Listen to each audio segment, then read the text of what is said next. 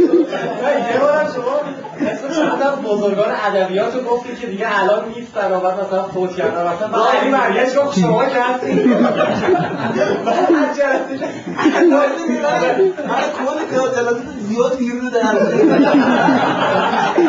نه اون جلسه روز اول بودن من نمیشناختم اصلا درسون نبود. نه سرای مظفری بود. مظفری بود. بهرام مظفری. من نه سه تا خاطره چیز دارم خیلی قشنگه. دوره شماست اون پسری که فلان تطبیق مال کجا دوره شما مال دوره بالا. اون خیلی چیز جالب بود. یه زمانی با دوره شما نیست یه دونه عکس منگول رو تو روزنامه چاپ کرده بود عنوان گم شده.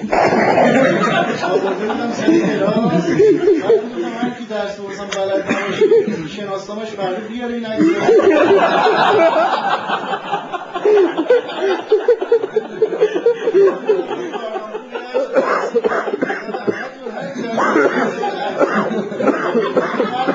کلاس اول بود خیلی جالب بود.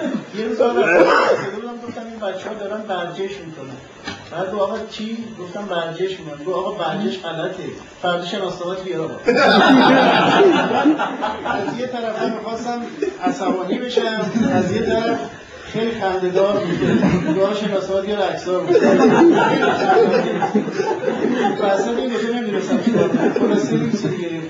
یارو خودم نیومدم.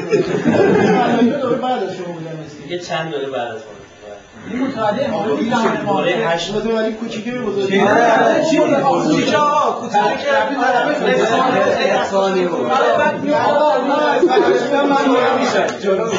اصلا برادر بزرگش هم بزرگی شیطون‌تر از اون پیش بیاد. یه عرب کرمی هم داشتی شما همش گفتی اردلان کجا اصلا داداشش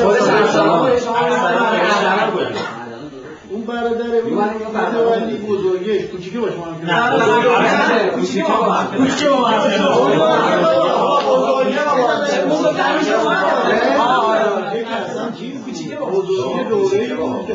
کوچیکه به کاردان پولینا یک دو دوره بعد این مترجم داداش بزرگه از جلسه من باهاش بودم. این فقط میرفت تکواندو میگفت من با تکواندو میزنم. گفتم من هیکل واسه گنده تره. این میومد بالا که منو بزنه هر دفعه هر ماه این بدنش در میاد. من این میگرفتم بلند میکردم میکوبوندم به سوزه مدرسه تا یه هفته لنگ میزد. دوباره هفته بعد میگفت من میخوام تو رو بزنم. هر دفعه ما نمیزد. ولی ما یه حرکت هم باید از شما بگیرم آقای نخیر. چیو؟ یه حرکت باید از شما باید پولی بدی.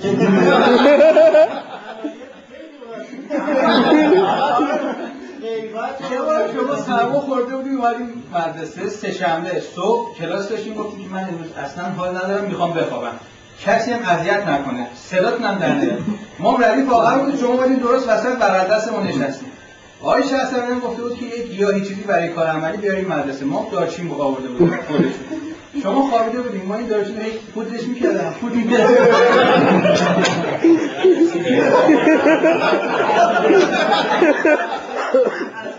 قبول نمی‌کنم چون نداره من یادم نمیاد سرش که روزی حالتون بد خواب نمیره خیلی حالتون بد بود گفتیم من هیچ کس صداش در نیاد ما اینطور فوت می‌کردیم شما یه عکسی می‌کردید سردش یادم سوداگرم بغل من ماکارونی می‌خورد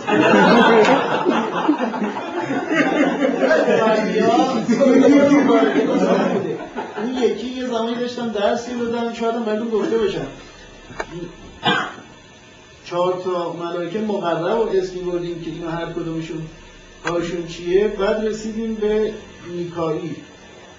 میکائیل از هر کی پرسیدن هیچ کی نتونست جواب بده که این مثلا اسرائیل فرشته که جون میگیره اسرائیل در سور میدمه این وحی میاره بعد میکائیلش که نتونست جواب بده گفتم این فرشته روزیه بعد یا متولی یا دستمانچی باشه گفت پس آقا این عامل تورمه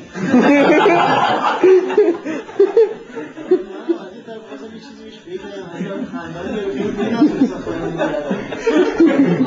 زمان جنگ بود که چیز شده بود که یه مقدار گرونی بود و نمیدونم این حرفا و اینا یا مثلا یکی 2 سال بعد از جنگ بود الان درست یادم نمیاد و همون 2 سال دورای بالاتر آره نه همین نازیبی‌ها که عوارض جنگ و اینا پیدا شده بود اینا خلاصه خب حالا بچه‌ها چیکار هر کی چیکار میکنه شما الان کجایی چیکار میکنید درسمون به تمام شده فعلا توی شرکت مشغول کاریم سربازی اینا کیا ازدواج کردن چند تا ازدواج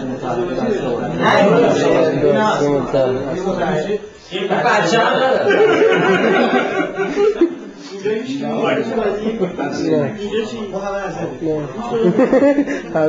ازدواج کرده ها نیومدن سفیاری ازدواج کرده آلگوی ازدواج کرده سفیاری چیزن کرده نور محمدی میشناسی؟ نیستن نور محمدی ازدواج مهدی آلویه رو میشناسی کچلو اون ازدواج کرده شاقه محمد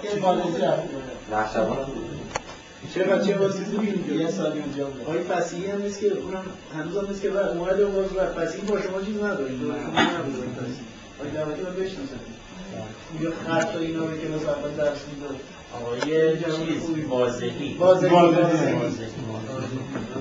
اینجا اقتصاد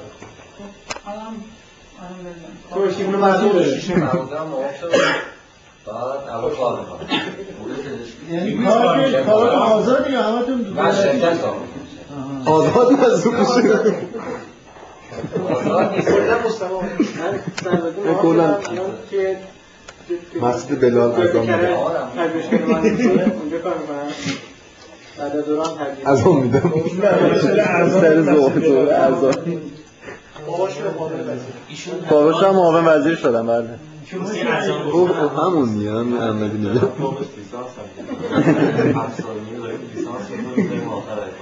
ازدواج کردن بچه خب دیگه سرامی با تو چی؟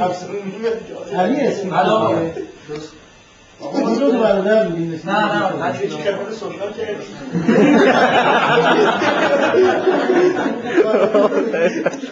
برادر نشتم من خواهر بود خواهر من فکر کنم شما دو تا برادرید اون دو قلوه رو میگه تا همزاد خدا رحمت کنه پدر یه سالی اومده بود ثبت نام بکنه من چی بود اول اونجا بودی بعد رفتیم اول دوم بودم تجربه نداشت مدرسه ما اون تجربه بودیم بعد یه سال گفتن که سال اون بچه‌ها که اون تجربه میخوان بخونن سال سوم نمونن یه ما رفتیم یه طول 7 نفر بودیم رفتیم بعد دیگه رفتیم دانشگاه قبول نشدیم سال اول قبول نشدم رفتم سر کار و یکی دو تا رفتم دیگه مسکی رفتم نه اول رفتم دروغ نگم یکی دو تا رفتم دستفروشی کردم بعد با فهمید ناراحت شدم میشو آورد من نمیدونم کارو باباش همه رو در آورده هر کاری میکنه بعد چیز آقا یه زمان مخاطر ویدیو کلیپ بزنه راست میگم فیلمم خرید میشه سر عجیب بوده